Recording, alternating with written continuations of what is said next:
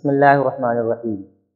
عزیز طلباء و طالبات اور پیارے بھائی اور بہنوں، تختی نمبر 18 یہ بورڈ پر نہیں پڑھائی گئی تھی، اس لیے کہ اس کے اندر کوئی خاص قاعدہ نہیں ہے، یعنی اس میں ڈبل تشدید ہے، تشدید مع تشدید، تشدید کے ساتھ تشدید ہے۔ مثال کے طور پر لام پر بھی تشدید ہے اور یا پر بھی تشدید ہے، تو اب اس کو پہلے لام کو 2 مرتبہ پڑھیں گے، پھر یا کو 2 مرتبہ پڑھیں گے۔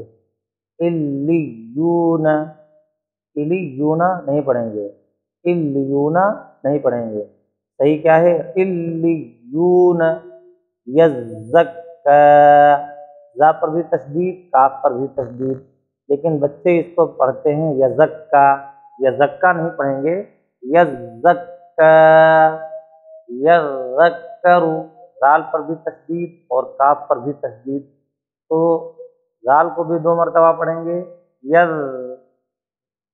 یذک، اور کاف کو بھی 2 مرتبہ پڑھیں گے، یذکروا۔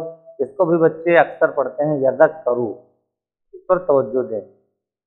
مزمل، زال پر بھی تشدید ہے، میم پر بھی تشدید ہے، مزمل اس کو اکثر پڑھتے ہیں، بلکہ زیادہ تر لوگ حفاظ کے علاوہ جتنے بھی ہیں اس کو مزمل ہی پڑھتے ہیں، لیکن صحیح کیا ہے؟ مزمل۔ میم پر تشدید ہے تو یہاں پر غنہ ہوگا، مزمل۔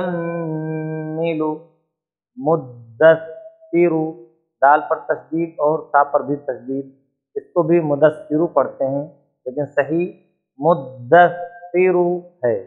علیین، علیین، لام پر تشدید اور یا پر تشدید، علیین نہیں پڑھنا ہے یا علیین نہیں پڑھنا ہے، علیین پڑھنا ہے۔